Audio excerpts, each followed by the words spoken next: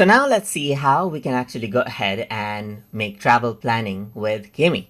So let's say I am, traveling to Yangon for a week. In that case, I can say I am traveling with my family of three, including me, my wife, and my 4-year-old son. Right here, 4-year-old son.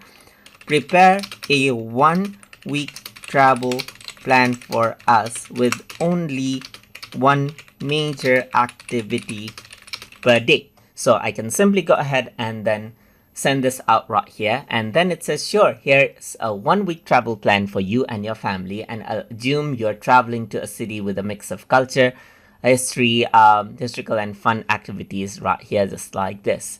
So I actually said travel plan, but it's not actually specific. So let me just stop it and say I am traveling to Yangon. So I forgot it, so I'm just going to go ahead and say I am traveling to Yangon right here, so that it can be more specific. So it actually searches through web, as you can see right here, and then it comes up with the result accordingly. So it says, based on your request and search result, here's a 1 week travel plan for your family trip to Yangon, Myanmar.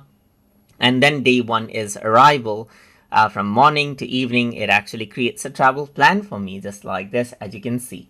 And that is how you can go ahead and work around with travel planning with Kimi as you need. So hope you guys learned something as always. And as always, please like, comment, share, and subscribe.